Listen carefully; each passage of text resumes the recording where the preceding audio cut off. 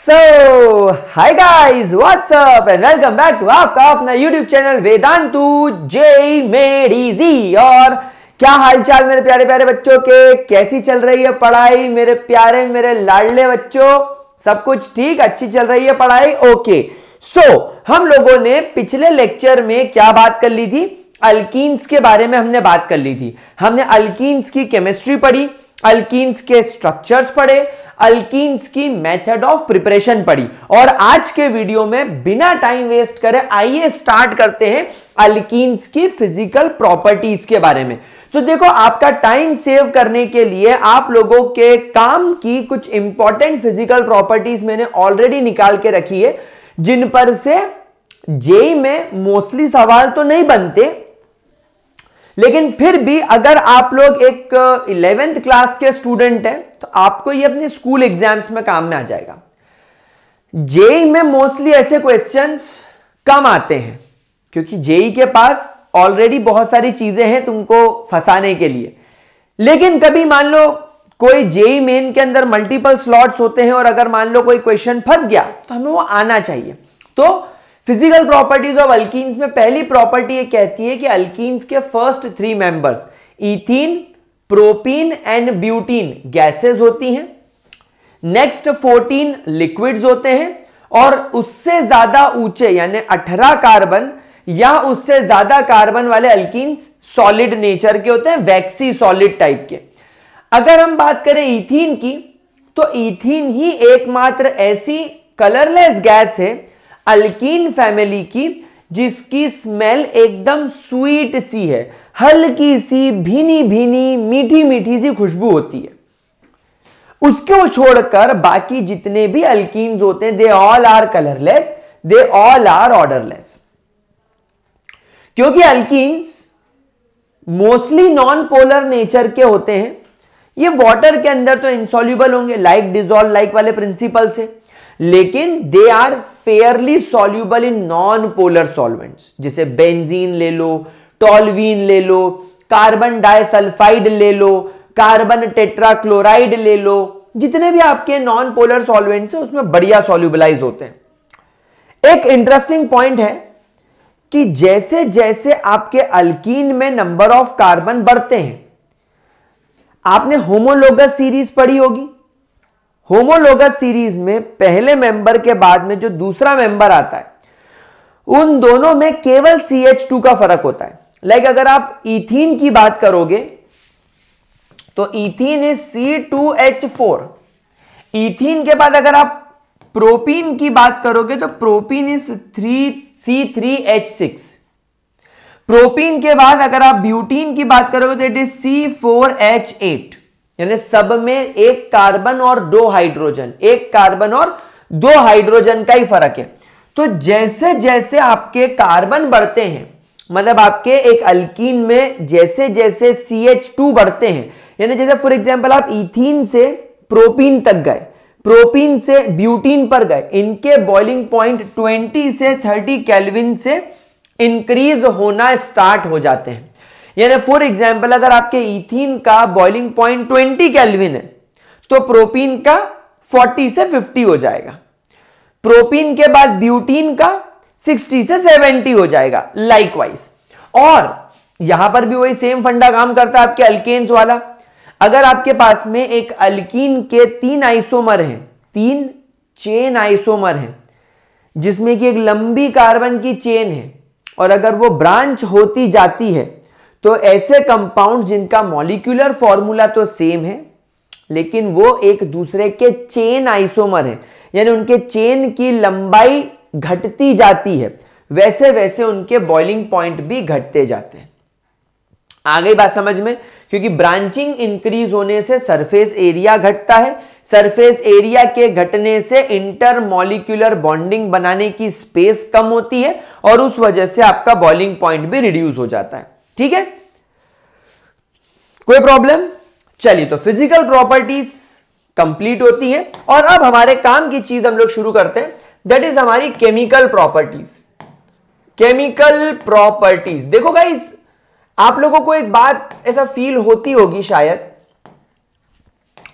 कि मैं लिख लिख के ज्यादा पढ़ाता हूं, मैं पहले से लिख के नहीं लाता, मैं स्लाइड्स का इस्तेमाल नहीं करता, because I want to give you that offline वाली फीलिंग। क्योंकि मैं इमेजिन कर रहा हूं कि यहां पर एक 11th का बच्चा भी मुझे देख रहा है, एक जेई का स्टूडेंट भी मुझे देख रहा है, और आप लोग साथ साथ में नोट्स बना रहे होगे, तो you will get that break, थोड़ा सा आपको रिलैक्स मिलता है। पूरा ध्यान से पहले आप मेरे कॉन्सेप्ट को सुनते हो, मेरी बात को सुनते हो, फिर जब मैं जितनी देर लिखूंगा उतनी देर आप भी लिखोगे, थोड़ा सा रिलैक्स फील करोगे। तो वो वाइब्स क्रिएट करने के लिए मैं करता हूं, और मेरी यही अप्रोच है।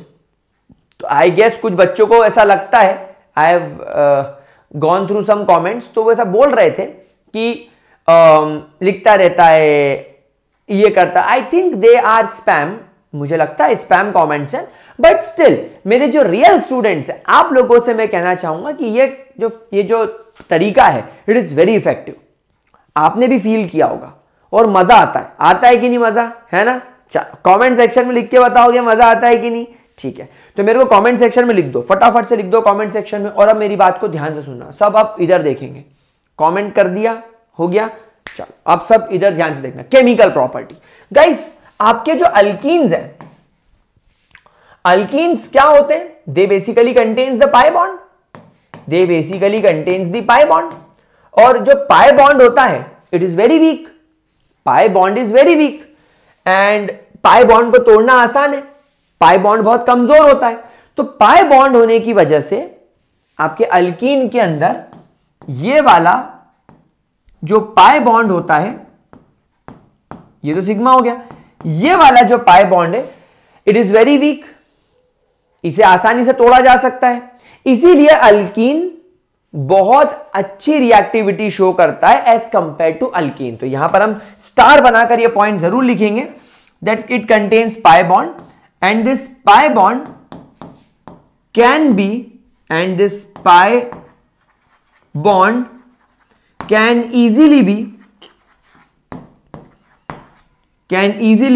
broken, it can easily be broken, and therefore it makes alkenes more reactive as compared to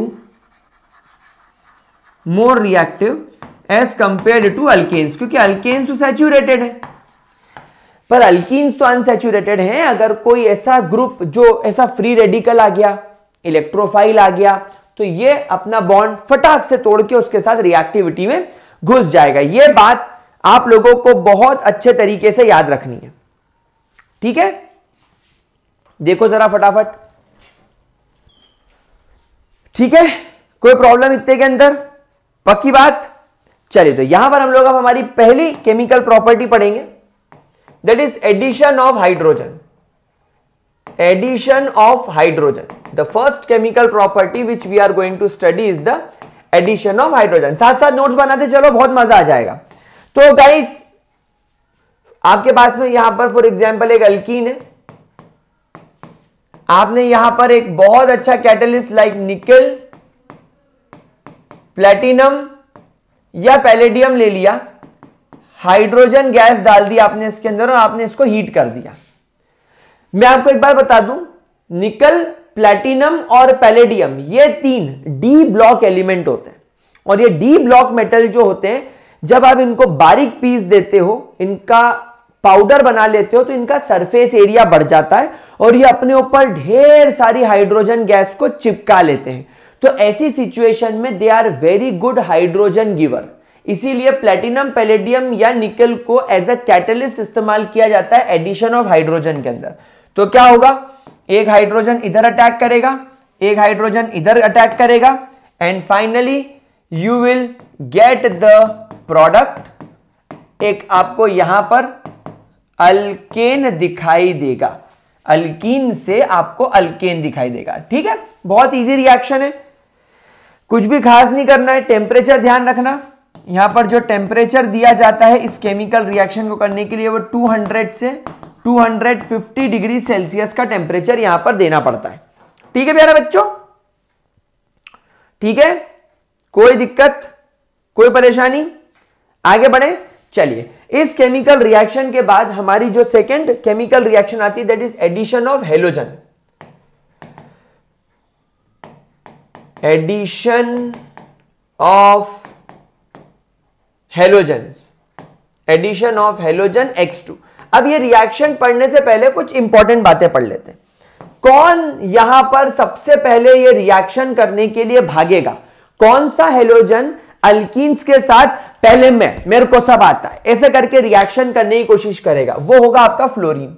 अब बहुत लोगों के मन में सवाल आता है कि यार बाबू भैया एक बात समझ में नहीं आई कि फ्लोरीन इतना रिएक्टिव कैसे? तो समझना मेरी बात को, बहुत इंपॉर्टेंट कॉन्सेप्ट बीच बीच में जो बताता चल रहा हूं ये माइंड में फीड करते चलना। देखो बेटा मेरी बात सुनना आप लोग, और जब ये कॉन्सेप्ट समझ में आ जाए ना तो मैं चाहता हूं कि आप चैट बॉक्स में या कमेंट में लिख के बताओ कि मेरे को आ गया सर, है ना। देखो एक्चुअली क्या होता है, फ्लोरीन आपके पीरियोडिक टेबल में हेलोजन फैमिली का फर्स्ट मेंबर है जिसका एटॉमिक साइज बहुत छोटा होता है। अब ये इतने छोटे एटॉमिक साइज वाला fluorine which is very electronegative एक दूसरे फ्लोरीन के साथ जिसका एटॉमिक साइज छोटा है, इसका न्यूक्लियस भी बहुत स्ट्रांगली इलेक्ट्रॉन्स को खींच रहा है, तो ये फ्लोरीन इसके इलेक्ट्रॉन को और ये फ्लोरीन इसके इलेक्ट्रॉन को अट्रैक्ट करके पास पास आ जाएगा। ये आपको यहां पर इस तरीके से फ्लोरीन का मॉलिक्यूल बनता हुआ नजर आएगा। अब एक्चुअली क्या होगा, इनकी हाई इलेक्ट्रोनेगेटिविटी की वजह से ये दोनों फ्लोरीन एक दूसरे को जोर से चिपका लेंगे, एकदम नजदीक आ जाएंगे। और जब एक दूसरे के एकदम नजदीक आ जाएंगे, एकदम क्लोज आ जाएंगे, ये जो वैलेंस शेल के जो इलेक्ट्रॉन्स हैं, ये जो वैलेंस शेल के जो इलेक्ट्रॉन्स हैं ये इतने नजदीक आ जाएंगे, ये जो वैलेंस शेल के इलेक्ट्रॉन हैं ये इतने ज्यादा नजदीक आ जाएंगे कि ये एक दूसरे को रिपेल मारने लग जाएंगे, ये एक दूसरे को रिपेल करने लग जाएंगे। बोलेंगे बाप रे बाप, हाईली नेगेटिव चार्ज। हम दो अलग अलग एटम के इलेक्ट्रॉन साथ में थोड़ी रह सकते हैं चिपक के। They will start creating repulsion, जिसकी वजह से ये जो बॉन्ड बना है ना, ये बॉन्ड की bond dissociation enthalpy, bond dissociation enthalpy जो है वो बहुत ज्यादा लेस हो जाएगी। मतलब जरा सी एनर्जी दोगे और ये बॉन्ड फर से टूट जाएगा, ये दोनों फ्लोरीन अलग हो जाएंगे फ्री रेडिकल बनके। समझ में आ गई बात? सो बिकॉज ये दोनों फ्लोरीन के एटम बहुत ज्यादा रिपल्शन फील कर रहे हैं, एक्सट्रीमली क्लोज आने की वजह से, एक्सट्रीमली स्मॉल साइज होने की वजह से F2 सबसे जल्दी टूटता है। लेकिन एक बात ध्यान रखना, फ्लोरीन हाइड्रोजन के साथ, फ्लोरीन किसी और एटम के साथ जब बॉन्ड बनाता है तो फिर बहुत मजबूत बनाता है, क्योंकि जब दो fluorine same size same electronegativity के आएंगे तो प्रॉब्लम क्रिएट होगी। लेकिन जब फ्लोरीन किसी और एटम के साथ आएगा तो डेफिनेटली उस एलिमेंट की इलेक्ट्रोनेगेटिविटी तो कम होगी, तो फिर ये उसके साथ में जो बॉन्ड बनाएगा उसके इलेक्ट्रॉन को अपनी ओर खींच के खुद पार्शियल नेगेटिव उसको पार्शियल पॉजिटिव करके पोलर बॉन्ड बना के खुश हो जाएगा। आगे बात समझ में? इसीलिए यहां तक क्लियर हो गया? चलो, तो यहां पर क्या होगा, यहां पर लेट्स टेक एन एग्जांपल की रिएक्शन किस तरीके से होगी। फॉर एग्जांपल यहां पर आपके पास में CH2 है, डबल डबल डबल CH2 है, यहां पर आपने ले लिया क्लोरीन, यहां पर आपने डाल दिया एक सॉल्वेंट जिसका नाम है कार्बन टेट्राक्लोराइड, और फिर ये क्लोरीन एक इधर और एक इधर अटैक करके यहां पर CH2 से जोड़ देगा Cl, यहां पर भी CH2 से जोड़ देगा Cl, और इस तरीके से you will get a saturated product. ये हो गया आपका एक सैचुरेटेड प्रोडक्ट, बहुत इजी, कोई परेशानी। और एक एग्जांपल ले लेते हैं। फॉर एग्जांपल यहां पर आपके पास CH3 है, CH है, डबल बॉन्ड CH2 है, यहां पर आपने ले लिया ब्रोमीन, यहां पर आपने ले लिया CCl4, यहां पर भी you will observe the same thing, एक ब्रोमीन इधर एक ब्रोमीन इधर, तो ये हो जाएगा CH3, ये हो जाएगा CH, यहां लग जाएगा Br, यहां हो जाएगा CH2, यहां लग जाएगा Br। इस तरीके से the reaction will take place. ठीक है, यहां पर स्टार बनाकर एक पॉइंट लिखेंगे, टेस्ट फॉर अनसैचुरेशन। यह क्वेश्चन आता है, यह क्वेश्चन बहुत इंपॉर्टेंट होता है। टेस्ट फॉर अनसैचुरेशन का मतलब है आपको कैसे पता कि मैंने आपको एक गैस दी है, वो अल्कीन है, वो अल्केन है या वो अल्काइन है? आप कैसे बताओगे कि मेरे पास में जो कंपाउंड गिवन है वो अल्कीन है, अल्काइन है या अल्केन है? मतलब वो एक अनसैचुरेटेड गैस है या सैचुरेटेड गैस है? तो यहां पर हमेशा एक बात ध्यान रखना कि आपका जो ब्रोमीन होता है, ब्रोमीन एक रेडिश ऑरेंज कलर की गैस होती है या एक लिक्विड होता है, एक रेडिश ऑरेंज कलर का कंपाउंड होता है। तो जब आप ब्रोमीन को CCl4 के अंदर डिसॉल्व करोगे तो आपका जो सॉल्यूशन है, आपके जो सॉल्यूशन का कलर है वो रेडिश ऑरेंज हो जाएगा, वो रेडिश ऑरेंज हो गया। अब अगर आपने इस मिक्सचर के सामने एक अल्कीन डाल दिया या अल्काइन डाल दिया, अच्छा अल्काइन भी डाल सकते हो, हां, मतलब it is used to identify alkene और अल्काइन, अल्कीन और अल्काइन। तो जैसे आपने ब्रोमीन को CCl4 के अंदर मिलाकर एक रेडिश ऑरेंज कलर का सॉल्यूशन बनाया और आपने इसको अल्कीन के अंदर डाला या अल्काइन के अंदर डाला, रिएक्शन होगी, ब्रोमीन टूटेगा, एक ब्रोमीन इधर लग जाएगा और एक ब्रोमीन इधर लग जाएगा। अब एक बात बताओ, कलर किसकी वजह से था? कलर था ये ब्रोमीन Br2 की वजह से। अब जब प्रोडक्ट बन गया तो क्या Br2 अवेलेबल है? नहीं सर, Br2 टूट गया, एक ब्रोमीन इधर लग गया, एक ब्रोमीन इधर लग गया, मतलब Br2 खत्म, मतलब ये प्रोडक्ट वाली साइड कलरलेस हो जाएगी। तो जब एक केमिकल रिएक्शन में रेडिश ऑरेंज कलर से आपका सॉल्यूशन कलरलेस हो जाए, इट प्रूव्स कि आपने जो हाइड्रोकार्बन लिया है वो अनसैचुरेटेड टाइप का है। लेकिन अगर आपने यहां पर अल्केन लिया होता तो अल्केन रिएक्टिविटी नहीं शो करता। अल्केन ब्रोमीन के साथ CCl4 की प्रेजेंस में रिएक्शन करता ही नहीं। आपको यहां पर कैटलिस्ट या टेम्परेचर, सनलाइट, अल्ट्रावायलेट रेस कुछ कुछ करना पड़ता, तब जाकर रिएक्टिविटी होती। तो डायरेक्ट रिएक्शन कभी नहीं होती। So this is test for unsaturation. ठीक है। थर्ड रिएक्शन इज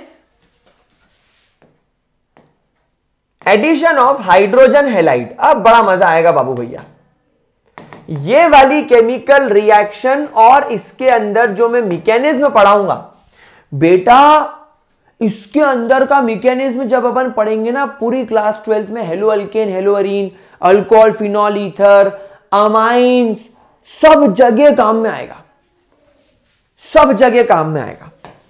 तो यहां पर हम बात कर रहे हैं HX की। HX मतलब हाइड्रोजन हैलाइड, और यहां पर इनकी ऑर्डर ऑफ रिएक्टिविटी समझना बहुत जरूरी है। यहां पर HI सबसे ज्यादा रिएक्टिव होगा। क्यों? क्योंकि यहां पर आयोडीन के एटम का साइज बड़ा है, हाइड्रोजन के एटम का साइज छोटा है।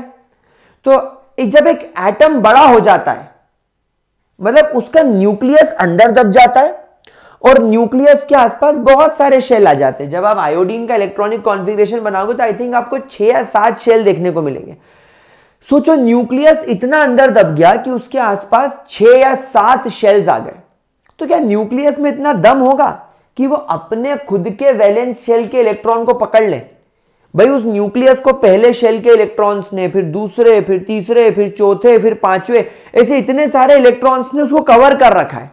तो न्यूक्लियस बहुत अंदर गड्ढे में गड़ा हुआ है। तो वो न्यूक्लियस पूरी पावर लगा के बहुत कोशिश करके अपने वैलेंस शेल के इलेक्ट्रॉन को तो पकड़ लेगा, लेकिन क्या वो दूसरा एटम हाइड्रोजन और वो उसके इलेक्ट्रॉन को पकड़ पाएगा? पकड़ने की कोशिश जरूर कर रहा है वो, लेकिन कमजोर है, कमजोर है। इसीलिए हाइड्रोजन आयोडीन के बॉन्ड की लंबाई ज्यादा हो जाती है, जिसे तोड़ना आसान हो जाता है। फिर इससे कम हाइड्रोजन ब्रोमाइड होता है, फिर उससे कम हाइड्रोजन क्लोराइड होता है, और HF की रिएक्टिविटी तो होती ही नहीं है, क्योंकि हाइड्रोजन छोटा एटम, फ्लोरीन छोटा atom, fluorine very electronegative, powerful nucleus, hydrogen कमजोर न्यूक्लियस, एक इलेक्ट्रॉन, तो फ्लोरीन हाइड्रोजन के इलेक्ट्रॉन को अपनी ओर खींच के अपने ऊपर पार्शियल नेगेटिव चार्ज लगाकर हाइड्रोजन को पार्शियल पॉजिटिव करके एक पोलर बॉन्ड बना के HF के साथ एक मजबूत बॉन्ड बना लेता है। ठीक है, ये पॉइंट समझ में आया? कोई प्रॉब्लम, कोई दिक्कत? 100% चीज क्लियर है। चलिए, तो अब हाइड्रोजन हैलाइड की जो रिएक्शन होती है वो अल्कीन के साथ दो तरीके से होती है। पहला, ये लोग रिएक्शन करते हैं विथ, किसके साथ रिएक्शन करेंगे? ये रिएक्शन करेंगे सिमेट्रिकल अल्कीन्स के साथ। देखो, यहीं पर से काम शुरू होता है, यहीं पर से मामला शुरू होता है। ये होता है सिमेट्रिकल अल्कीन्स के साथ इनका लेना देना शुरू। अब सिमेट्रिकल अल्कीन्स क्या होते हैं? जिनमें डबल बॉन्ड के आसपास इक्वल नंबर ऑफ कार्बन हो, जैसे कि आपका ethene CH2 double bond CH2। अब अगर आप इसके साथ में फॉर एग्जांपल HBr जोड़ भी दोगे तो यहां पर क्या होगा? आप बताओ, जब आप इसमें HBr जोड़ दोगे तो क्या होगा? कुछ नहीं होगा, आपकी इच्छा। जिधर ब्रोमीन जोड़ना है उधर ब्रोमीन जोड़ो, जिधर हाइड्रोजन जोड़ना है उधर हाइड्रोजन जोड़ो, तो ये हो जाएगा CH3 CH2 Br। कोई फर्क पड़ा क्या? कोई फर्क नहीं पड़ा। फॉर एग्जाम्पल, अगर आपके पास में आ जाएगा CH3 CH double bond CH CH3, आप इसमें HI जोड़ दो तो क्या होगा? हाइड्रोजन चलो मैंने अब इधर जोड़ दिया और आयोडीन मैंने इधर जोड़ दिया, तो क्या फर्क पड़ना है क्या कुछ? IUPAC नॉमेनक्लेचर करके देख लो, आपको कोई फर्क नहीं पड़ेगा। आप अभी भी इसको 2 आयोडो ब्यूटेन बोलोगे। क्या बोलोगे? 2, क्योंकि सेकंड नंबर वाले कार्बन पर आयोडीन है, आयोडो ब्यूटेन। और अगर आप ये आयोडीन इधर जोड़ देते और ये हाइड्रोजन इधर जोड़ देते तो यहां से नंबरिंग शुरू करते, ये 1 होता, ये 2 होता, तो भी 2 आयोडो ब्यूटेन होता, तो कोई फर्क नहीं पड़ता। तो सिमेट्रिकल अल्कीन्स तो सॉर्टेड है, कोई प्रॉब्लम नहीं। मजा आता है, केस फंसता है with unsymmetrical alkyne, with unsymmetrical alkenes. Unsymmetrical alkenes यानी कि डबल बॉन्ड के आसपास इक्वल नंबर ऑफ कार्बन्स का ना होना। तो बेटा यहां पर आप लोगों के सामने एक एग्जांपल लेता हूं मैं, CH3 CH double bond CH2। आपके पास में प्रोपीन आ गया। अब इस प्रोपीन का ट्रीटमेंट जब आप लोग let's take an example HBr के साथ करोगे तो यहां पर अब आपको यह समझना है कि ब्रोमीन कहां अटैक करे। भाई ब्रोमीन यहां अटैक करे, हाइड्रोजन यहां अटैक करे, तो आपको प्रोडक्ट क्या मिलेगा? CH3 CH2 CH2Br। और यह भी हो सकता है कि ब्रोमीन यहां नहीं यहां अटैक करे और हाइड्रोजन यहां नहीं यहां अटैक करे, तो अब आपको प्रोडक्ट मिलेगा CH3 CHBr CH3। तो अब बताओ ज्यादा मात्रा में कौन सा प्रोडक्ट बनेगा? तो बेटा ये प्रोडक्ट आप देखोगे कि ये हमेशा माइनर क्वांटिटी में यानी बहुत लेस मात्रा में बनेगा, और जो मेजर क्वांटिटी में प्रोडक्ट दिखेगा वो ये दिखेगा, यानी वो प्रोडक्ट जो ज्यादा मात्रा में बन रहा है वो ये बन रहा है। अब आपके मन में सवाल आएगा ऐसा क्यों? तो इस चीज को डिफाइन किया एक साइंटिस्ट ने जिसका नाम है मार्कोनिकॉव, और हमें एक लॉ बनाकर दिया जिसका नाम है मार्कोनिकॉव रूल। Markovnikov rule. अब ये मार्कोनिकॉव रूल क्या कहता है, ध्यान से समझना। मार्कोनिकॉव बोलता है एडेंडम। क्या बोलता है? एडेंडम। अडेंडम मतलब आपका न्यूक्लियोफाइल।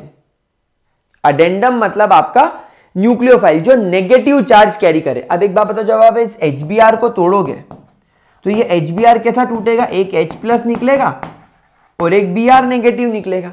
तो हम बात कर रहे हैं Br नेगेटिव की, हम इसको एडेंडम बोल रहे हैं। तो ये बोलता है कि आपका जो एडेंडम है वो हमेशा ऐसे अनसिमेट्रिकल अल्कीन के साथ जब रिएक्शन करेगा। अच्छा, ये केवल HX के ऊपर एप्लीकेबल नहीं करता मार्कोनिकॉव रूल, ये Br नेगेटिव पर करता है, Cl नेगेटिव पर करता है, I नेगेटिव पर करता है, OH नेगेटिव पर करेगा, HSO3 नेगेटिव पर करेगा, NH2 नेगेटिव पर करेगा। ये सब जगह एप्लीकेबल होगा। तो भविष्य में, फ्यूचर में ये मार्कोनिकॉव रूल हम लोग बहुत सारी जगह पर अप्लाई करेंगे। सो मार्कोनिकॉव रूल बोलता है कि योर एडेंडम, मार्कोनिकॉव बोलता है कि your addendum will go and attack the carbon with less number of hydrogen. क्या बोलता है ये कि योर जो एडेंडम होता है,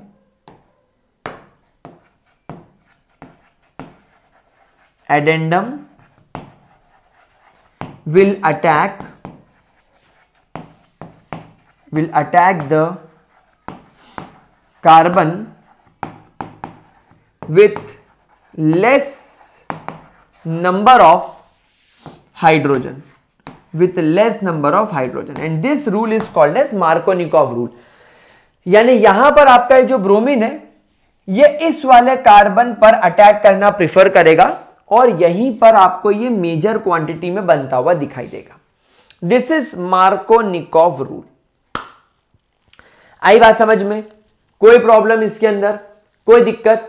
तो अनसिमेट्रिकल अल्कीन में मार्कोनिकॉव रूल हमेशा ध्यान रखेंगे।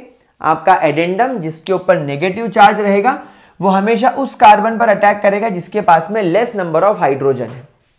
तो आपको हमेशा ये वाला प्रोडक्ट ज्यादा मिलेगा, वो वाला प्रोडक्ट आपको हमेशा कम मिलेगा। अब आपके मन में सवाल आएगा ऐसा क्यों, ऐसा वाई, ऐसा काय को, हमने ऐसा क्या किया जो हमारी लगा दी?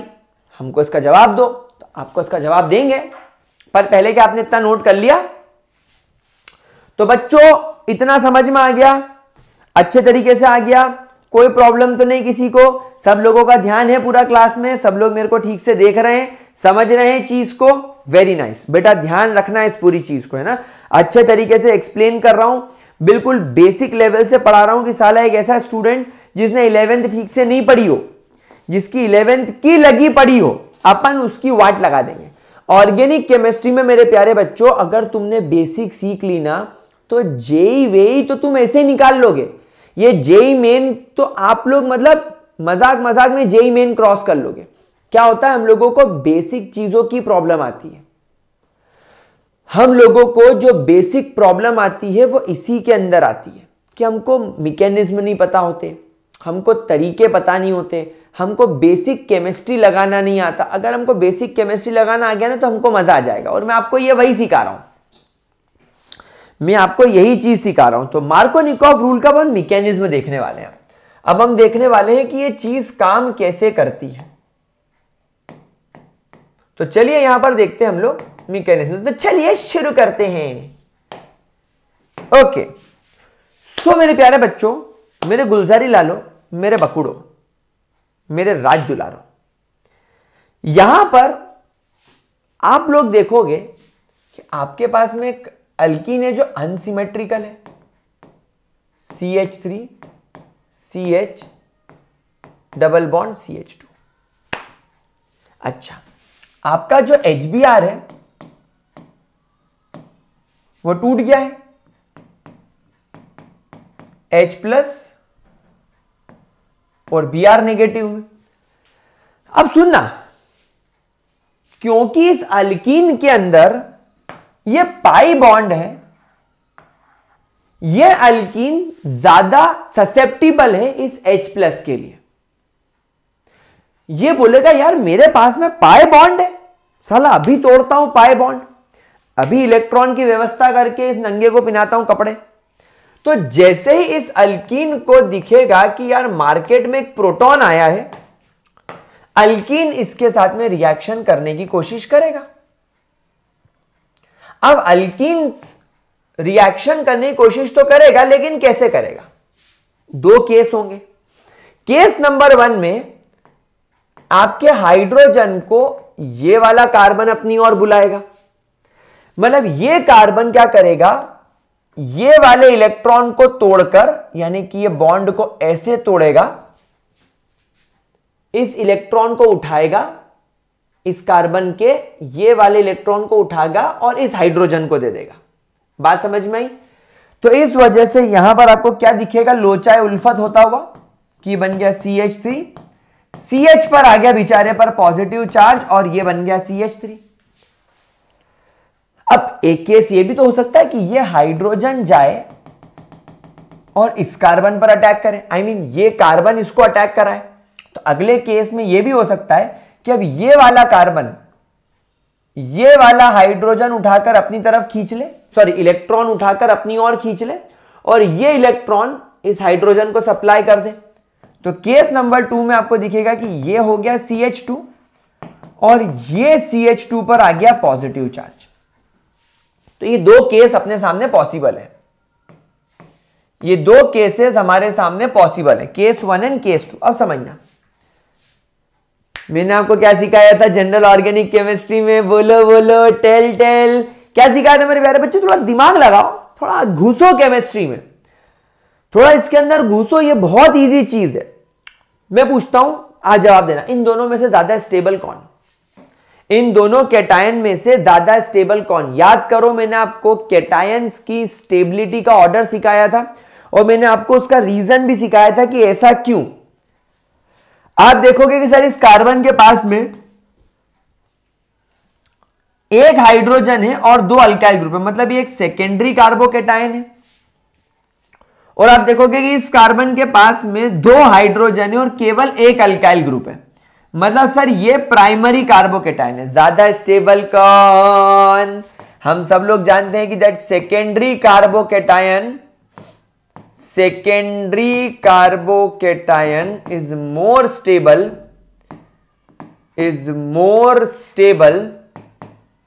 is more stable than primary carbocation.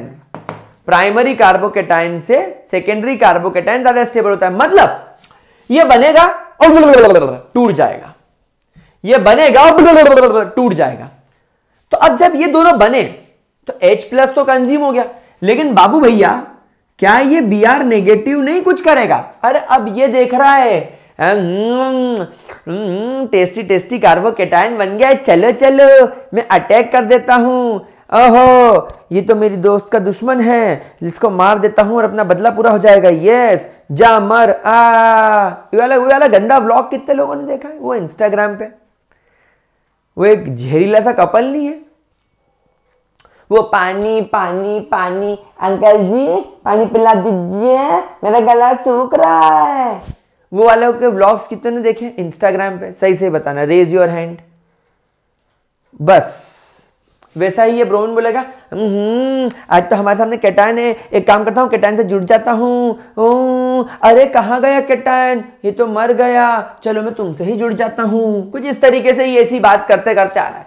तो क्या होगा कि जब ये Br नेगेटिव देखेगा कि भाई इन्वायरमेंट में दो टाइप के कैटायंस बन रहे हैं, तो ये चलेगा अटैक करने के लिए।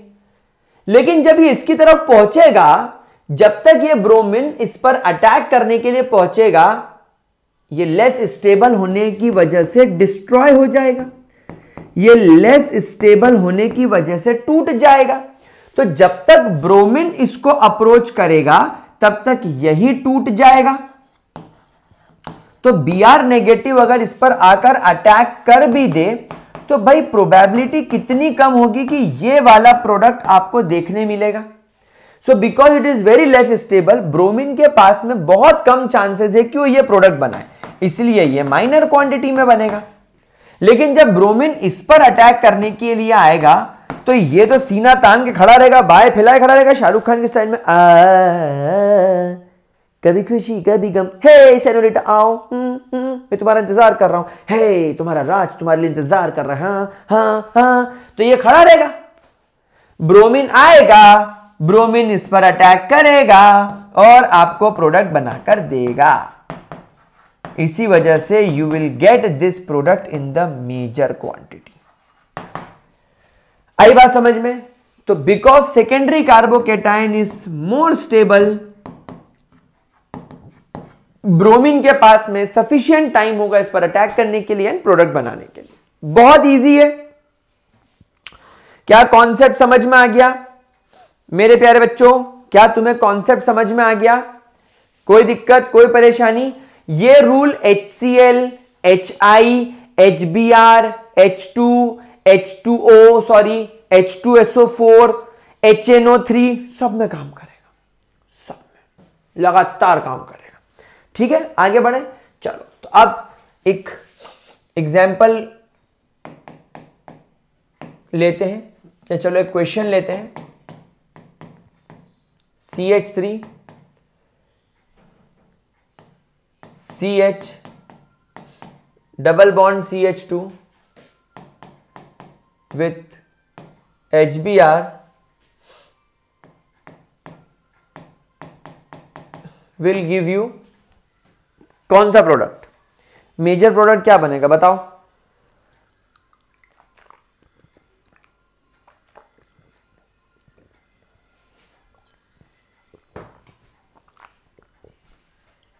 बताओ।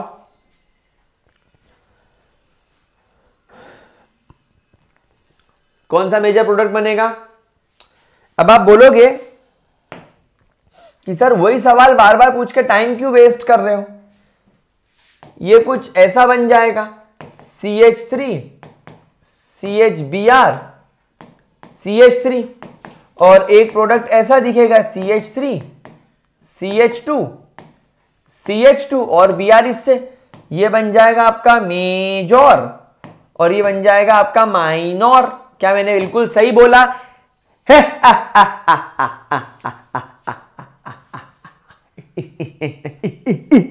अच्छा है, अच्छा है, जा पूछ किया। पेट बड़ा है तो क्या बच्चा है? नहीं, ये नहीं होगा मेरा बच्चा। यहां पर चीज उल्टी हो जाएगी मेरा बकुड़ो। यहां पर तो ये माइनर मात्रा में बन रहा है और ये मेजर हो गया। अरे बाप रे बाप, ये क्या बात हो गई यार? ऐसा क्यों यार?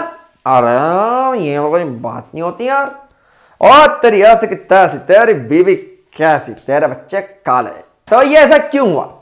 ऐसा इसलिए हुआ क्योंकि यहां पर आपने एज अ कैटलिस्ट एक पेरोक्साइड मिला दिया है। तो यहां पर स्टार बनाकर एक पॉइंट सबसे पहले लिखेंगे that it will take place only with HBr।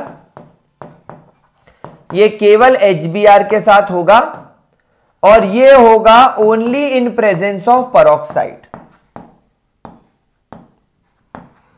Only in presence of peroxides. मैं किसकी बात कर रहा हूं? मैं बात कर रहा हूं एक रूल की जिसे बोला जाता है anti Markovnikov rule. Anti Markovnikov rule, anti Markovnikov rule या लॉ। कौन सा लॉ? तुम लोग भी करो जरा एक बार, करो करो करो, फटाफट करो। क्या करा मैंने? करो, गले में खिचखिच, विक्स की गोली लो, खिचखिच दूर करो। बताओ खिचखिच का दूसरा नाम क्या है? बताओ बताओ, खिचखिच का दूसरा नाम क्या है? सर गले में खराश, खराश। वेरी गुड, इसको खराश लॉ भी बोला जाता है, खराश रूल या खराश लॉ। दो कंडीशंस में एंटी मार्कोनिकॉव या खराश रूल काम करेगा और वो क्या है? ध्यान से सुनेंगे। जब आपके पास में HBr होता है और रिएक्शन में एक अनसिमेट्रिकल अल्कीन होता है, उसका ट्रीटमेंट जब आप HBr के साथ करते हो इन प्रेजेंस ऑफ पेरोक्साइड, तो आपका अडेंडम जाकर अब उस कार्बन पर अटैक करता है जिसके पास में ज्यादा हाइड्रोजन है, और आपका हाइड्रोजन उस कार्बन पर जाकर अटैक करता है जिसके पास में कम हाइड्रोजन है। तो एंटी मार्कोनिकॉव रूल क्या बोलता है? ये बोलता है कि आपका जो अडेंडम है, addendum will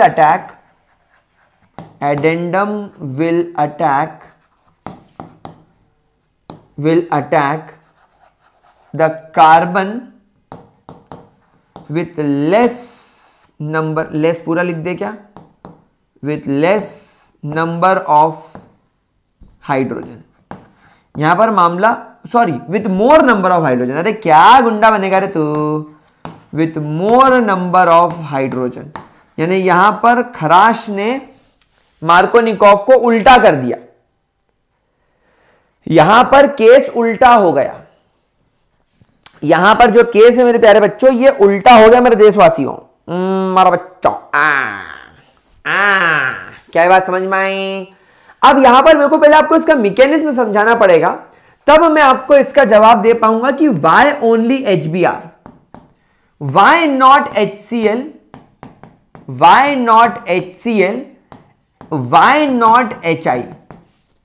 मैं आपको इसका एग्जाम्पल इसका आंसर बताऊंगा, मैं आपको इसका रीजन बताऊंगा, लेकिन इसका रीजन मेरे बच्चों कब बताऊंगा? जब आप इसका मैकेनिज्म समझ लोगे। तो क्या आप मैकेनिज्म समझने को रेडी हो? पक्का? यहां तक अच्छे तरीके से लिख लिया? कोई प्रॉब्लम? स्क्रीनशॉट लेना चाहते हो? ठीक है, ठीक है बच्चों। तो टेंशन नहीं लेने का, मुने को खाने का और आगे बढ़ने का। तो मेरे प्यारे बच्चों सुनो, इसका मैकेनिज्म देखते हैं। चलो जी दुल्हन अब आगे बढ़ो जी, ये है तुम्हारे सासू माँ जी, उल्टा चलना इनका काम, मार्कोनिकॉफ की लगाना इनका काम। हाँ जी, तो मैकेनिज्म यहां पर बड़ा इंटरेस्टिंग बात देखने को मिलती है कि आपका जो HBr होता है ना, ये यहां पर डिसोसिएट कैटायन एनायन में नहीं बल्कि फ्री रेडिकल में हो जाता है। सो एक्चुअली खराश लॉ के अंदर जो आपका HBr होता है वो फ्री रेडिकल मैकेनिज्म से ब्रेक होता है। तो यहां पर you will observe the free radical, you will observe the free radical. अब यहां पर बात समझना, वाई ओनली HBr। देखो, अब क्योंकि जब आप बात करते हो HCl की, HCl को जो बॉन्ड को तोड़ने के लिए एनर्जी चाहिए, HCl की bond dissociation energy is high.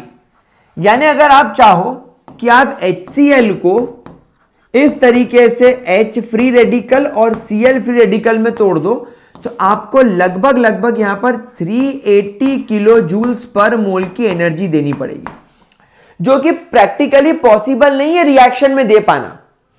ये हम जो रिएक्शन कर रहे हैं ना, ये जो मैंने यहां पर रिएक्शन करी ना, इस रिएक्शन के अंदर 380 किलो जूल्स पर मोल की एनर्जी लाना बहुत मुश्किल है। इनफैक्ट 380 भी मैंने कम बोला है, मतलब आप तो ये मान के चलो कि 400 450 के आसपास लिखो। आप एक काम करो, एनसीईआरटी की वैल्यू नोट करो, 430 किलो जूल पर मोल। इतनी हाई एनर्जी देना केमिकल रिएक्शन में अल्कीन्स के लिए बस की बात नहीं है, तो HCl फ्री रेडिकल में टूटेगा ही नहीं। सो देयरफॉर ये दे ही नहीं पाएगा, गया खत्म काम, टाटा बाय बाय। तो सर HI तो बहुत बड़ा बॉन्ड है, HI तो चुटकी बजाते टूट जाएगा, HI तो टूटना चाहिए। तो मैंने माना तुम्हारी बात, मैंने माना कि HI को फ्री रेडिकल में तोड़ना इज वेरी इजी, इसकी बहुत लेस होती है bond dissociation enthalpy, bond dissociation enthalpy, bond dissociation enthalpy इसकी बहुत ज्यादा लेस होती है, वेरी लेस, खत्म। लेकिन पता है क्या होता है, ये आयोडीन, ये बड़ा एटम है, ये मोटा एटम है, हाईली अनस्टेबल। HI मतलब H जो है ये हाईली अनस्टेबल है। तो ये क्या करता है, ये एनवायरनमेंट में घूमते हुए दूसरे आयोडीन के साथ रिएक्शन करके I2 बना लेता है। मतलब जैसे यहां पर आपके पास में ब्रोमीन का फ्री रेडिकल अवेलेबल है आगे रिएक्शंस करने के लिए, iodine is not available, iodine is not at all available. आई बात समझ में? कोई प्रॉब्लम, कोई दिक्कत? इसीलिए HCl will do not follow the homolysis, यानी फ्री रेडिकल बनाना, नीदर दिस यानी it will also not follow the homolysis. अगर आपने इनका होमोलेसिस करा, अगर आपने इनका फ्री रेडिकल बनाने की कोशिश किया, तो आयोडीन अनस्टेबल होने की वजह से I2 बना लेगा और HCl तो टूटेगा ही नहीं। तो फिर अगर हम बात करें ब्रोमीन की, तो only bromine will do homolysis, it will only do homolysis amongst the HCl and HI.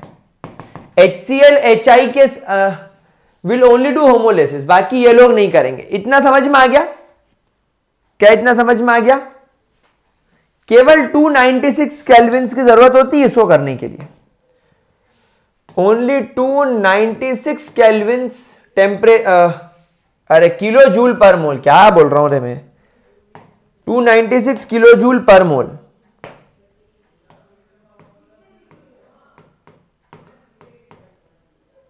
To 296 kilo joule पर मोल की एनर्जी लगेगी। तो आपको यह रीजन समझ में आ गया? क्या आप लोगों को यह रीजन समझ में आ गया मेरे प्यारे बच्चों? मारा दुर्योधनो, क्या यह बात समझ में आई? आई कि नहीं आई? ठीक है। अब फ्री रेडिकल क्यों बनेगा? कीड़ा काटा है, अल्कीन्स है सामने। अभी तो आपने बताया 4 मिनट पहले कि सामने अल्कीन है, तो अल्कीन तो H+ चाहता है कि आए, वो इलेक्ट्रॉन दान देने के लिए तैयार खड़ा है, वो तो चाहता है कि H+ आए और मैं उसे अपना बॉन्ड तोड़कर इलेक्ट्रॉन दूं और कैटायन बन जाऊं। तो फिर होमोलिसिस क्यों होगा? होमोलिसिस प्रमोट इसलिए होगा, होमोलिसिस प्रमोट इसलिए होगा, हम यहां पर लिखेंगे homolysis is promoted, homolysis is promoted because of peroxides. समझ में आया क्या छोटे? पेरोक्साइड्स उंगली करेगा। चलो इसको मैकेनिज्म से अब समझ के देखते हैं। तो मान लीजिए मैंने यहां पर एक C6H5 C double bond O OO C double bond O C6H5 type का पेरोक्साइड लिया है। This is my peroxide. तो गुलजारी लालो, ये पेरोक्साइड यहां पर होमोलिसिस करेगा, क्योंकि पेरोक्साइड हमेशा होमोलिसिस करते हैं। तो ये एक इलेक्ट्रॉन लेकर इधर निकल जाएगा और ये एक इलेक्ट्रॉन लेकर इधर निकल जाएगा। तो यहां पर क्या होगा? ये हो जाएगा C6H5 C double bond O free radical, और ये भी बन जाएगा ऑक्सीजन के ऊपर free radical C double bond O C6H5। अब एक केस कांड हो जाएंगे। केस कांड ये हो जाएंगे कि ये फ्री रेडिकल शिफ्ट हो जाएगा इस कार्बन पर, और ये कार्बन डाइऑक्साइड बनके और ये कार्बन डाइऑक्साइड बनके बाहर उड़ जाएगा। तो you will gate 2 moles of carbon dioxide जो बाहर निकल रहे हैं, और ये वाला C6H5 और ये वाला C6H5 आपको फ्री रेडिकल के फॉर्म में दिखेंगे। इसको बोलेंगे बेंजीन फ्री रेडिकल। यहां पर क्या बन गया? यहां पर बन गया benzene free radical. Benzene free radical हो गया। अब क्योंकि यहां पर फ्री रेडिकल जनरेट हो गया है, इस फ्री रेडिकल को सेटिस्फाई करने के लिए आपका जो HBr है वो बेचारा फ्री रेडिकल मैकेनिज्म करेगा, वो होमोलिसिस करेगा इस तरीके से। यहां पर also you will observe the homolysis, और यहां पर एक H+ बाहर निकल जाएगा और एक H बाहर निकल जाएगा फ्री रेडिकल, एक Br बाहर निकल जाएगा। अब क्या होगा? अब यहां से ये C6H5 फ्री रेडिकल, बेंजीन का फ्री रेडिकल, इस फ्री रेडिकल हाइड्रोजन के साथ रिएक्ट करके बेंजीन बनके थैया थैया थई करता रहेगा। तो फिर ये ब्रोमीन फ्री रेडिकल बेचारा अकेला बच गया। अब ये क्या करेगा? अब ये लगाएगा लंका अपने अल्कीन की। ये अल्कीन जो बेचारा सिंपल सोबर नाच गा रहा था, अपनी जिंदगी में मच्चानी लाइफ जी रहा था, ये Br फ्री रेडिकल इसको बोलेगा चल मेरे साथ। तो अब यहां पर दो केस बनते हुए नजर आएंगे हमको। पहले केस में क्या होगा कि ये ब्रोमीन, मतलब ये होमोलेसिस में दिखा देता हूं, ये हो गया, एक इलेक्ट्रॉन इधर चला गया, एक इलेक्ट्रॉन इधर चला गया। पहले केस में bromine will go and attack this carbon, तो यहां पर यू विल ऑब्जर्व CH, यहां पर यू विल ऑब्जर्व CH3, यहां पर बचेगा CH, इसका इलेक्ट्रॉन इसके पास आ गया, ये वाला, और इस कार्बन ने इसके ये वाले इलेक्ट्रॉन को ये वाले ब्रोमीन के साथ रख के ये कंपाउंड बना लिया। और दूसरे केस में क्या होगा, in case number 2 your bromine will go and attack this carbon. तो अब ये हो गया CH3, यहां पर CH से Br जुड़ गया और बेचारे ये वाले कार्बन पर यहां फ्री रेडिकल आ गया। अब बताओ कौन सा फ्री रेडिकल ज्यादा स्टेबल होगा? अब बताओ कौन सा फ्री रेडिकल ज्यादा स्टेबल होगा? भाई एक बात बताओ, एक बाइक पर मोटे से अंकल जा रहे हैं, उनके पीछे उनकी वाइफ बैठी हुई है, आगे मोटे अंकल गाड़ी चला रहे हैं, पीछे आंटी उनको बैठी हुई है और उन दोनों के बीच में एक छोटा सा बेबी बैठा हुआ है, तो क्या वो बेबी बाइक से गिरेगा? नहीं सर, नहीं गिरेगा। एक मोटे अंकल बाइक चला रहे हैं, उनकी वाइफ उनको पीछे से पकड़ के बैठी है, जानू मैं तुमको पकड़ के बैठूंगी, और वो आंटी के पीछे उन्होंने उनके छोटे से बच्चे को बिठा दिया, मम्मी मैं तेरे को पकड़ के बैठूंगा, मैं गिर जाऊंगा। तो अंकल बाइक चला रहे हैं, आंटी उसके पीछे बैठी है और उनका बच्चा छोटा सा आंटी के पीछे बैठा है, तो वो बच्चा गिर जाएगा? अबे अनस्टेबल है, तो वो छोटे से बच्चे को टर्मिनल पोजीशन पे थोड़ी रख सकते हो, तो गिर जाएगा। तो यहां पर भी तो यही हो रहा है, तुम्हारा इलेक्ट्रॉन प्राइमरी कार्बन पर है, this is primary free radical. ये कार्बन के पीछे एक अल्काइल ग्रुप है विद फंक्शनल ग्रुप और 2 हाइड्रोजन है, तो ये कंपैरेटिवली अनस्टेबल होगा प्राइमरी वाला। लेकिन यहां आपका जो इलेक्ट्रॉन है फ्री रेडिकल वाला, इसके पीछे भी अल्काइल ग्रुप, आगे भी अल्काइल ग्रुप, ये तो सेकेंडरी वाला है, तो दिस इज वेरी स्टेबल। तो अब आप समझ गए क्या होगा? अब यही होगा कि अगली स्टेप में वापस से इन 2 फ्री रेडिकल्स को देखकर अगला वाला HBr, मतलब पहला वाला HBr तो कंज्यूम हो गया, खत्म हो गया, बर्बाद हो गया उसका जीवन, ये फिर होमोलेसिस करेगा और ये बनाएगा एक H फ्री रेडिकल और एक Br फ्री रेडिकल। अब ये वाला जो H रेडिकल, ये वाला जो H है फ्री रेडिकल, ये जाकर इस पर भी अटैक करेगा और ये जाकर इस पर भी अटैक करेगा, तो ये बनेगा आपका CH3 CHBr CH3। बट क्योंकि ये अनस्टेबल है, ये माइनर क्वांटिटी में बनता हुआ नजर आएगा, पर क्योंकि ये स्टेबल है तो आपको यहां पर CH3, ये वाला हाइड्रोजन इधर अटैच होने के बाद CH बन जाएगा CH2Br और ये बन जाएगा आपका मेजर क्वांटिटी। आई बात समझ में? तो बेटा ऐसे काम करता है एंटी मार्कोनिकॉव रूल। तो देखो यहां पर कंडीशंस कितनी सारी लग रही है, पेरोक्साइड की वजह से होमोलेसिस शुरू हुआ, अदरवाइज अगर आपके पास में सिंपल अल्कीन होगा तो वो अल्कीन के पास पाई बॉन्ड होने की वजह से वो कभी HCl, HBr, HI, H2O, HNO3, H2SO4 किसी को होमोलेसिस नहीं करने देगा, वो सबको हेट्रोलेटिकली क्लीव करके एक प्रोटॉन पर अटैक करने की कोशिश करेगा। अल्कीन इलेक्ट्रोफाइल लवर है, वो इलेक्ट्रोफाइल जोड़ना चाहता है, वो पॉजिटिवली चार्ज H+ को जोड़ना चाहता है, लेकिन यहां पर पेरोक्साइड डाल के आपने सिचुएशन घुमा दी, क्योंकि पेरोक्साइड बेटा होमोलेटिकली टूटता है सिर्फ, और क्योंकि पेरोक्साइड को यहां पर HBr मिल गया और HBr को होमोलेटिकली तोड़ने के लिए केवल 293 किलो जूल पर मोल की एनर्जी ही लगती है, जो ये होमोलेसिस होने के बाद इजीली अवेलेबल हो गई, इसीलिए HBr ने भी होमोलेसिस कर लिया। तुम पेरोक्साइड डाल के HCl डालोगे ना, HCl होमोलेसिस नहीं करेगा, बोलेगा मेरे को जितनी एनर्जी चाहिए तू दे ही नहीं पा रहा है, चल हट निकल यहां से। और HI कर लेगा होमोलेसिस, HI कर लेगा, क्योंकि उसको तो टूटने के लिए और कम एनर्जी चाहिए, बहुत एनर्जी दे देगा पेरोक्साइड, लेकिन वो HI टूटेगा तो आई रिएक्ट करके आयोडीन बना लेंगे। हमने तो आयोडीन बना लिया, अब तो प्रोडक्ट ही नहीं बनेगा। तो केवल HBr ही एक आइडियल कैंडिडेट है। चलो देख लो भाई, ए भाई देख लो, चलो देखो देखो क्या वो पेड़ है, चादर ओढ़े या खड़ा कोई, बारिश है या आसमान ने छोड़ दिए हैं नल खुले गई।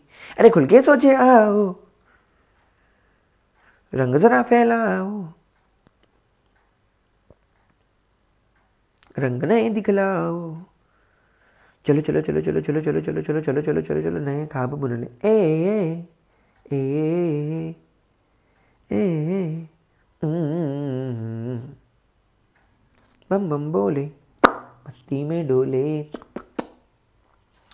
बम बम बम मस्ती में तू।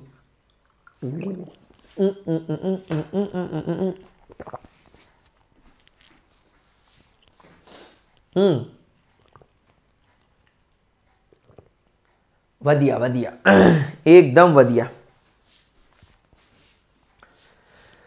अरे बाप रे, तो कितनी बड़ी रिएक्शन हो गई यार, ये तो मजाक मजाक में एडिशन ऑफ HX बहुत बड़ी रिएक्शन हो गई। 3 चलें, चलो fourth reaction is addition of H2SO4।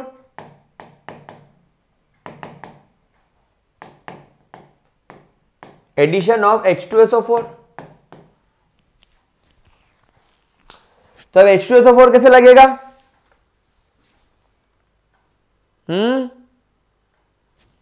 तो देखो बहुत इजी रिएक्शन होगी। पहले आप H2SO4 को ब्रेक कर लो, S double bond O double bond O, OH OH। अब जब आप इसके सामने एक अल्कीन लेकर आओगे, ये देखो, तो यहां पर वही मार्कोनिकॉव रूल, तो यहां पर क्योंकि ये सिमेट्रिकल अल्कीन है कोई फर्क नहीं पड़ेगा, एक H जाकर इधर अटैक करेगा और ये इधर अटैक करेगा। ठीक है, कोई प्रॉब्लम तो नहीं हुई किसी को, कोई प्रॉब्लम तो नहीं किसी को। तो यहां पर आपका प्रोडक्ट क्या बनता हुआ नजर आएगा, देखो ये कार्बन पर ये और ये हाइड्रोजन मैंने जोड़ दिया, और ये कार्बन पर मैंने O S double bond O double bond O OH जोड़ दिया। ये आई बात समझ में? वहीं अगर इसकी जगह अगर आपने यहां पर एक अनसिमेट्रिकल अल्कीन ले लिया, तो बेटा अनसिमेट्रिकल अल्कीन के अंदर क्या होगा, ये देखो H2SO4 को मैंने वापस से ऐसे लिख दिया। तो अब अनसिमेट्रिकल अल्कीन में आपका ये जो एडेंडम है ये जाकर उस कार्बन पर अटैक करेगा जिसके पास में कम हाइड्रोजन है, मार्कोनिकॉफ, और ये इस पर अटैक करेगा। तो यहां पर ये लिखना जरूरी है कि यार ये मार्कोनिकॉव रूल लगेगा यहां पर। तो ये बन जाएगा आपका CH3 CHO, yes double bond O, yes double bond O, OH, और ये हो जाएगा आपका CH3। So this will be your major product, this will become your major product. ठीक है, ठीक है बेटा। बेटा इस ग्रुप को बुलाता है हाइड्रोजन सल्फेट, हाइड्रोजन सल्फेट, और 3 कार्बन की चेन है इसलिए इसका नाम हो जाएगा 3 कार्बन यानी प्रोपाइल। प्रोपाइल, प्रोपाइल से क्या जुड़ा हुआ है, हाइड्रोजन सल्फेट। तो प्रोपाइल हाइड्रोजन सल्फेट, इसको क्या बोलेंगे, ethyl hydrogen, ethyl hydrogen sulphate. Clear होता है इतना?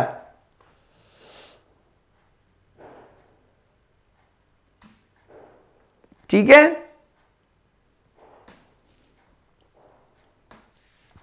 कोई प्रॉब्लम?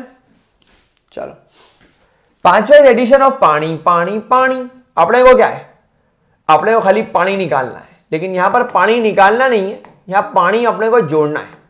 तो बड़ा पानी जोड़ने के लिए आपको हमेशा एसिड का इस्तेमाल करना पड़ेगा। एसिड के बिना वाटर कभी नहीं जुड़ेगा, कभी नहीं निकलेगा, कभी नहीं जुड़ेगा, दोनों केस है। तो अगर यहां पर मैं एक सिमेट्रिकल अल्कीन ले लूं और अगर यहां पर मैं ऐसा वाटर ले लूं इन प्रेजेंस ऑफ एसिड कॉन्सेंट्रेटेड, तो OH कहीं पे भी जोड़ दो, H कहीं पर भी जोड़ दो, बन गया आपका एल्कोहल। ये देखो। लेकिन अगर आपके पास में फॉर एग्जांपल एक इस तरीके का अल्कीन है, CH3 C double bond CH2 CH3, मान लो ये केस है, तो यहां पर चीज कैसे काम करेगी जरा सोचो। यहां पर क्या होगा जरा सोचो।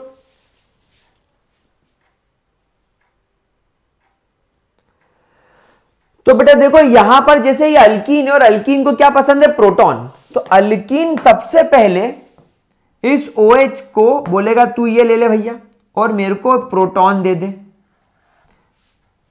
अब यहां पर दो केस हो सकते हैं कि ये प्रोटॉन जाकर या तो इस कार्बन पर भिड़े या तो इस कार्बन पर भिड़े। देखो मैं दोनों बनाकर बताऊंगा।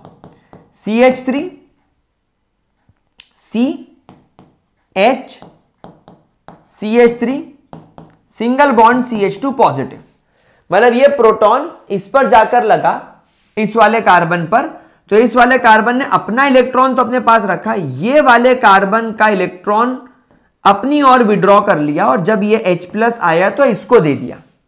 और दूसरे केस में क्या होगा, CH3 C CH3 CH3 और पॉजिटिव चार्ज, अगले केस में ये हाइड्रोजन गया इस पर। तो अब क्या हुआ, अब इस कार्बन ने अपना इलेक्ट्रॉन तो अपने पास रखा, ये वाले कार्बन का इलेक्ट्रॉन उठाकर अपने पास बुला लिया और जब इस H ने इस पर अटैक किया तो इसको दे दिया और ये बन गया CH3। अब आप खुद बताओ बेटा स्टेबल कौन सा है। सर ये तो प्राइमरी दिख रहा है, इस कार्बन के ऊपर प्लस चार्ज है, इसके पास में 2 हाइड्रोजन है और पीछे का अल्काइल ग्रुप है, तो ये प्राइमरी हो गया और सर ये टर्शरी हो गया। सर कैटायन में तो टर्शरी स्टेबल होता है, मैं कुछ और सोच ही नहीं सकता। तो मैं यहां पर डायरेक्टली इस चीज को ये समझूंगा कि यहां पर तो मेरा टर्शरी कैटायन ही मजबूत है, तो यहां पर मैंने बनाया टर्शरी कैटायन, बात खत्म, बिल्कुल बात खत्म हो गई। टर्शरी कैटायन बनेगा and it will be most stable. अब जब टर्शरी कैटायन बन गया तो OH जाकर इस पर अटैक कर ले भाई, तो ये बन गया CH3 C CH3 CH3 और ये हो गया आपका OH। Done, as simple as that. आई बात समझ में? कोई प्रॉब्लम किसी बच्चे को, किसी भी तरीके की कोई दिक्कत यहां तक? ठीक है, चलो आगे बढ़े। चलो तो फिर अगर हम लोगों का ये वाला केमिकल रिएक्शन हो चुका है तो अब हम लोग चलते हैं हमारी 6th केमिकल प्रॉपर्टी की तरफ, जिसका नाम है ऑक्सीडेशन। देखो ऑक्सीडेशन प्रोसेस के अंदर ना बहुत अच्छे टाइप के ऑक्सीडाइजिंग एजेंट्स का इस्तेमाल किया जाता है। आप लोग जानते हो ऑक्सीडाइजिंग एजेंट्स मतलब वो लोग जो ऑक्सीजन ऐड कर दे उसको ऑक्सीडाइजिंग एजेंट बोलते हैं। तो यहां पर जब हम लोग हमारे अल्कीन्स का ऑक्सीडेशन करते हैं तो यहां पर ऑक्सीडेशन करने के कुछ अलग अलग टाइप के तरीके होते हैं। तो जैसे अगर आप अल्कीन्स का ट्रीटमेंट बेयर्स रिएजेंट, अल्कीन्स का ट्रीटमेंट अगर आप बेयर्स रिएजेंट के साथ कर दो, बेयर्स रिएजेंट, क्या आप जानते हैं बेयर्स रिएजेंट क्या होता है? That is KMnO4, potassium permanganate. Baeyer's reagent that is called as potassium permanganate. तो Baeyer's reagent potassium permanganate, और ये कैसा टाइप का? एक्वस टाइप का। अगर मैं इसको थोड़ा और डिटेलिंग में लिखवाऊं तो ज्यादा मजा आएगा। Aqueous dilute KMnO4। तो यहां पर एक केस आ जाता है, एक्वस मतलब पानी, मतलब यहां पर पानी भी काम करेगा। तो ये भी एक तरीके से टेस्ट फॉर अनसैचुरेशन के लिए काम करता है। ये भी एक तरीके से टेस्ट फॉर अनसैचुरेशन के लिए काम करता है। मतलब आपके अगर अल्कीन अनसैचुरेटेड है तो यहां पर कलर में चेंज आ जाएगा। आप लोग जानते हो बेयर्स रिएजेंट का कलर कैसा होता है? कुछ पर्पल वॉयलेट कलर होता है इसका अप्रोक्सीमेटली। पर्पलिश वॉयलेट कलर का कुछ सा कलर होता है, राइट? क्या मैं बिल्कुल सही बोल रहा हूं? तो यहां पर अगर आपके पास में आपने यहां पर अल्कीन ले लिया, जैसे मैं यहां पर सिमेट्रिकल अल्कीन लेता हूं पहले, तो यहां पर आपने बेयर्स रिएजेंट लिया, तो बेयर्स रिएजेंट में पानी होता है, और आपने यहां पर KMnO4 लिया हुआ है, तो गुलजारी ला लो, OH और H यहां पर ऐसे कनेक्ट हो जाएगा। लेकिन यहां पर एक इंटरेस्टिंग बात है, यहां पर एक बहुत इंटरेस्टिंग बात है, KMnO4 अपना काम करेगा, तो सुनना यहां क्या होगा, बहुत मजा आएगा। ये वाले CH2 से तो पानी का OH जुड़ गया, लेकिन बेटा ये वाले CH2 से केवल ये H नहीं जुड़ेगा, ये KMnO4 क्योंकि ऑक्सीडाइजिंग एजेंट है, ये ऑक्सीजन और ये H मिलकर यहां पर OH बन के जुड़ेंगे। तो यहां पर actually you will gate glycols. Glycols का मतलब होता है एक कंपाउंड के अंदर 2 OH ग्रुप का मौजूद होना। तो इस कंपाउंड को बोलेंगे इथाइल ग्लाइकॉल, क्योंकि यहां पर 2 कार्बन है, तो इसको बोलेंगे इथाइल ग्लाइकॉल। क्या बात समझ में आई? तो यहां पर आप लोगों को रिएक्शन विथ वाटर और रिएक्शन विथ बेयर्स रिएजेंट में डिफरेंस समझ में आ गया। बेयर्स रिएजेंट के अंदर एक्वस यानी पानी, KMnO4 मिलकर बेयर्स रिएजेंट बना। KMnO4 ने अपना ऑक्सीडेशन का काम करा, मतलब इसने इस ऑक्सीजन को इस ग्रुप में जोड़ दिया, वाटर का H इस ऑक्सीजन से जुड़ गया, OH बन गया, और एक OH इससे कनेक्ट हो गया, तो यहां पर आपको ग्लाइकॉल मिल गया। और एग्जांपल ले, अच्छा हां, अभी ये सॉल्यूशन कलर्ड है, कुछ वॉयलेट पर्पल कलर का कुछ आपको यहां पर देखने को मिलेगा, लेकिन अब ये कलरलेस हो गया। तो यहां पर अगर आपके सॉल्यूशन का कलर चेंज होकर कलरलेस हो जाता है, तो इसका मतलब यह है कि आपका कंपाउंड एक अनसैचुरेटेड कंपाउंड है। इट मे बी अल्कीन और इट मे बी एल्काइन। लेकिन अगर आपका अल्केन हुआ तो कलर चेंज नहीं होगा, रिएक्शन नहीं होगी। समझ गए बात को? और एक एग्जांपल लेते हैं, CH3 CH double bond CH2। तो जब हम लोग वाटर के साथ ट्रीट करेंगे, यानी bears reagent water with KMnO4, तो ये ऑक्सीडेशन करेगा। अगेन यहां पर आपको इस वाले कार्बन से एक OH और इस वाले कार्बन से भी एक OH जुड़ता हुआ दिखेगा। इसको बोलेंगे 3 कार्बन की वजह से प्रोपाइल ग्लाइकॉल। Propyl glycol. समझ में आई बात मेरे प्यारे बच्चों? क्या आपको ये ग्लाइकॉल वाली कंडीशन समझ में आ रही है? ठीक है, कोई प्रॉब्लम?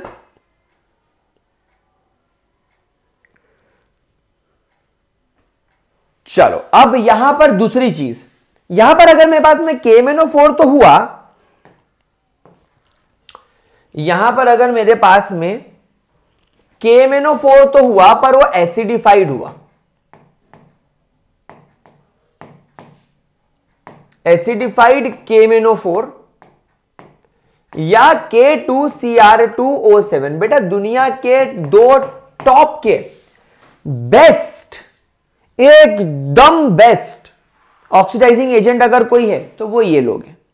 अब अगर आपके पास में एक ऐसा कंपाउंड है CH3 C CH3 CH, या not like this, C double bond CH2, अगर यहां पर एसिडिफाइड KMnO4 या K2Cr2O7 अगर हुआ, तो यहां पर जब ऑक्सीडेशन होगा तो बेटा ये सीधा सीधा डबल बॉन्ड टूट जाएगा। सीधा सीधा वो डबल बॉन्ड टूट जाएगा और केवल लग जाएगा वहां पर डबल बॉन्ड ऑक्सीजन। यानी आप समझे क्या हुआ? ये पूरा का पूरा CH2 रिमूव हो जाएगा और ये ऑक्सीडेशन करके यहां पर ऑक्सीजन जोड़ देगा। अब क्या होगा? अब ये जो कार्बन निकला, ये कार्बन को भी 2 ऑक्सीजन सप्लाई करके कन्वर्ट कर दिया जाएगा कार्बन डाइऑक्साइड में, और ये जो 2 हाइड्रोजन बचे, इन 2 हाइड्रोजन को भी एक ऑक्सीजन देकर वाटर बना दिया जाएगा। आई बात समझ में? तो ये हो जाएगा आपका प्रोपेन 2 ऑन, यानी ये बन गया आपका कीटोन। लेकिन ध्यान रखना ये कब होगा? Only when double bond is at terminal position.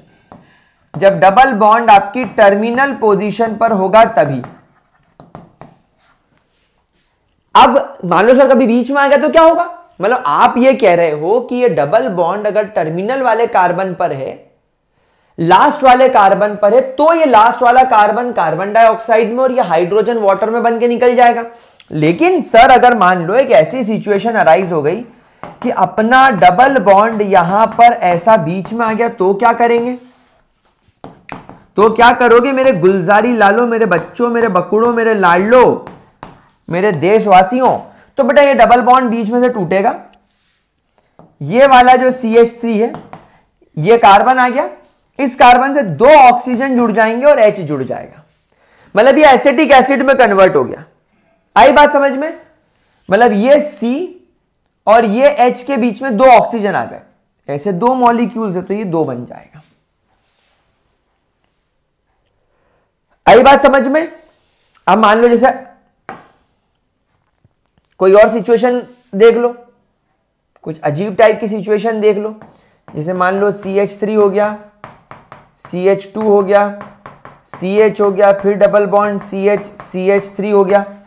अब यहां पर आपने फिर H+ डाल दिया, KMNO4 डाल दिया ऑक्सीजन की प्रेजेंस में, तो भी ये ऐसा टूटेगा और ये बन जाएगा CH3, CH2, COOH, और ये बन जाएगा CH3, COOH।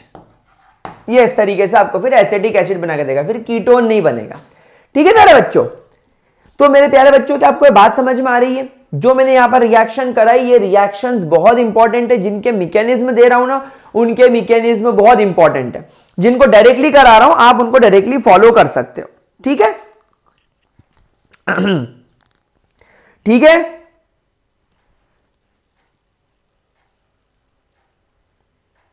कोई प्रॉब्लम? चलें आगे। गाइस, अगली केमिकल रिएक्शन जो कि 7वें नंबर पर आने वाली है, वो कहलाती है ओजोनोलाइसिस। ओजोनोलाइसिस। अब ये बहुत इंटरेस्टिंग केमिकल रिएक्शन है। सो इस केमिकल रिएक्शन को समझते हैं, चलिए देखते हैं। तो फॉर एग्जांपल मेरे पास में यहां पर आ गया CH3, CH double bond CH2, और यहां पर मैंने ले लिया ओजोन। तो गाइस इसके अंदर क्या होगा? ये एक ऑक्सीजन, ध्यान से देखना, बहुत इजी है। ये एक ऑक्सीजन इस CH और CH2 के बीच में ऐसे जुड़ जाएगा, और बाकी के बचे 2 ऑक्सीजन ये इन दोनों कार्बन से ऐसे जुड़ जाएंगे और इनके बीच में बॉन्ड बन जाएगा। इसको बोलते हैं ओजोनाइड। क्या बोलते हैं? अब क्योंकि इसमें 3 कार्बन है, इसलिए इसको बोलेंगे प्रोपेन ओजोनाइड, ओजोनाइड। अब इसको आप ट्रीटमेंट कर दो जिंक के साथ इन प्रेजेंस ऑफ वाटर। अब आप क्या कर दो? इसका ट्रीटमेंट कर दो zinc in presence of water. तो यहां पर देखो बड़ा इंटरेस्टिंग सा फीचर होगा एक, यहां पर ये वाला पार्ट टुई टुई टुई टुई टुई टुई टुई टुई टुई टुई टुई टुई टुई करके कट जाएगा, और एक ये वाला पार्ट टुई टुई टुई टुई टुई टुई टुई टुई टुई टुई टुई करके कट जाएगा। तो ये जिंक ये ऑक्सीजन को लेकर ZNO बन के बाहर हो गया। अब यहां पर क्या हुआ? CH3, CH और ये ऑक्सीजन CH3 CHO बन गया एक अल्डिहाइड। अल्डिहाइड बन गया मेरे प्यारे बच्चे, हाँ है ना? देखो, बोलो बोलो, फील करो, मन में इस चीज को देखो कि हो रहा है क्या। आप मेरी बात समझ पा रहे हो? कमेंट सेक्शन में लिख के बताना पड़ेगा बेटा, मजा नहीं आ रहा है जब तक कमेंट सेक्शन में कमेंट्स नहीं आएंगे कि हाँ सर समझ में आ गया, हाँ सर समझ में आ गया, सर इस वाले पॉइंट पे समझ में नहीं आया, तो बेटा मजा आएगा। मेरे को मालूम तो पड़ेगा ये जो बच्चे मेरे से पढ़ रहे हैं, 2,500-3,000 3,000 बच्चे जो देख रहे हैं, भाई क्या हो रहा है, समझ में आ रहा है कि नहीं आ रहा है ना? बहुत बढ़िया। अब यहां पर देखो, यहां पर क्या होगा? CH2O मतलब 2 हाइड्रोजन है क्या? एक हाइड्रोजन यहां लिख दूं? लिख दो सर। बाकी कार्बन लिख दो सर, दूसरा हाइड्रोजन लिख दो सर, तो मैंने CH2 को HCH लिख दिया, कोई प्रॉब्लम किसी को नहीं सर, और ये ऑक्सीजन, ये बन गया तुम्हारा एक और एल्डिहाइड। तो इस तरीके से आप लोग चीज को कर सकते हो, इस तरीके से आप लोग चीज बना सकते हो, कोई प्रॉब्लम। अच्छा, अब मान लो आपको यहां पर कीटोन बनाना है, तो थोड़ा सा गेम खेलो, थोड़ा सा ऐसा गेम खेलो कि एक इस तरीके का अल्कीन लो। देखो गेम ऐसा खेलना पड़ेगा, ये एक ब्रांच्ड अल्कीन लेना, यानी कि ये पहला कार्बन, ये दूसरा कार्बन और ये तीसरा कार्बन, जिसको बोलेंगे 2 मिथाइल प्रोप 1ईन। इसका ट्रीटमेंट कर दो ओजोन के साथ, तो ये हो जाएगा CH3 CH3 oxygen, CH2 oxygen oxygen, ये बन गया आपका 1 2 3 4 ब्यूटेनॉइड, ब्यूटेन ओजोनाइड। आप इसको चाहो तो सिंपल ओजोनाइड लिखो, काम खत्म करो। आपने डाला यहां पर जिंक विद वाटर, तो ये कैसे टूटेगा देखो, तो ये ऐसा टूट गया टुई, ये ऐसा टूट गया टुई। अब ये CH3, ये कार्बन, ये CH3 और इससे जुड़ा ये ऑक्सीजन, तो यहां पर डबल बॉन्ड आ जाएगा। तो देखो ये बन गया तुम्हारा कीटोन, प्रोपेनॉन, और यहां पर CH2 है तो इसको HCH लिख दो और O लिख दो, ये हो गया तुम्हारा फॉर्मल्डिहाइड, और ZNO तुम्हारा बाहर। कितना इजी रिएक्शन है, लल्लू चप्पू रिएक्शन, एकदम लल्लू एकदम चप्पू रिएक्शन, ठीक है, कोई प्रॉब्लम? हाँ जी, कोई दिक्कत कोई परेशानी, बढ़िया तरीके से समझ में आ रहा है। चलिए तो फिर आगे चलते हैं और हमारे अल्कीन्स की लास्ट केमिकल प्रॉपर्टी पढ़ते हैं, that is called as polymerisation. तुम लोग बहुत लकी हो कि ये पॉलीमर्स नाम का पूरा चैप्टर ही उड़ा दिया गया है, वरना वाट लग जाती इसको पढ़ते पढ़ते। गाइस पॉलीमराइजेशन में जो पॉली वर्ड होता है, पॉली का मतलब क्या होता है, पॉली परेरा तू मेरी मैं तेरा, नहीं नहीं, यहां पर पॉली का मतलब होता है मैनी, और मराइजेशन का मतलब होता है मोनोमर्स, और जेशन का मतलब होता है एडिशन या कंबाइन, कॉम्बिनेशन। तो पॉलीमराइजेशन इज द प्रोसेस जिसमें हम बहुत सारे छोटे छोटे मोनोमर्स को जोड़कर एक लंबी चेन बनाते हैं।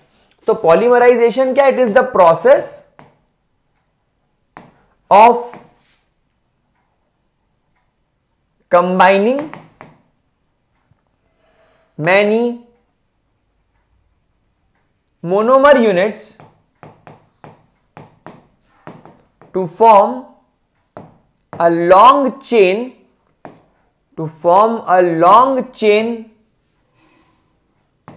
compound known as polymer, आज बहुत सारे टाइप के पॉलीमर्स आपको पता है जो मार्केट में आ रहे हैं। जैसे कि आप देख रहे हो कि जो मेरा पेन है ये भी प्लास्टिक का बना है, पॉलीमर है, ये बोर्ड की स्क्रीन पॉलीमर है, ये मेरी जो चेयर है इस पे जो कपड़ा लगा है पॉलीमर है, मैंने जो टी शर्ट पहनी है पॉलीमर है, इस पे जिस चीज से वेदांतु लिखा हुआ है मास्टर टीचर ये पॉलीमर है, मेरा कैमरा पॉलीमर है, आपका टिफिन बॉक्स पॉलीमर है, आपके घर में जो तार जा रहे हैं वायर्स उसके ऊपर जो रबर की कोटिंग है पॉलीमर है ना, everything is polymer around us. Polymer polythene से लेकर हर चीज, वो लड़कियां इतना के बोलते हैं ना भैया थोड़ा सा पॉलीथीन दे दीजिएगा, सामान कैसे लेके जाऊंगी, पॉलीथीन दे दो, पॉली बैग दे दो। पॉली बैग क्या है, बनाते हैं। चलो तो अगर मेरे पास में n moles of CH2 double bond CH2 आ जाए यानी इथीन आ जाए, तो इनको एकदम हाई टेम्परेचर पर, एकदम हाई प्रेशर पे हम इस n नंबर ऑफ इथीन को कंबाइन करके ऐसी एक लंबी चेन बना सकते हैं। CH2 CH2 CH2 CH2 CH2 CH2 CH2 CH2 CH2 CH2 CH2 CH2। ओ भाई कहां निकल गया, वापस आ, सॉरी गलती से उधर बहक जाता हूं, निकल जाता हूं। तो CH2 CH2 CH2 लंबी चेन बन गई। तो लंबी चेन मतलब पॉली, और काय की चेन बनी है, इथीन की। तो ये बन गया तुम्हारा पॉलीइथीन, समझ में आया? तो this is called as polymerisation. ठीक है, कोई प्रॉब्लम मेरे बच्चों, मेरे लाडलो? देख लो, अगर कोई तकलीफ कोई प्रॉब्लम आती हो तो पूछ लो। ठीक है, चलिए गाइस, तो अब अल्कीन्स हमारा कंप्लीट हो गया। Now in the next lecture I will meet you और आपसे बात करूंगा अल्काइंस की, एंड अल्काइंस के बाद एरोमेटिक हाइड्रोकार्बन्स की। जल्दी ये चैप्टर कंप्लीट करेंगे। ये वीडियो कैसा लगा बच्चों कमेंट सेक्शन में लिख के जरूर बताना। मेरे वीडियोस को लाइक जरूर किया करो, दोस्तों के साथ शेयर जरूर किया करो, एंड कोई प्रॉब्लम आती हो तो कमेंट सेक्शन में लिखा करो। एंड अगर आपको ऐसी कुछ और हेल्प चाहिए अदर देन स्टडीज तो भी बताओ, उसके लिए भी मैं आप लोगों के लिए जरूर कुछ ना कुछ मदद करूंगा। तो मिलता हूं अगले वीडियो में। बाय बाय, टाटा, take care, good night, keep studying, keep watching and keep rocking.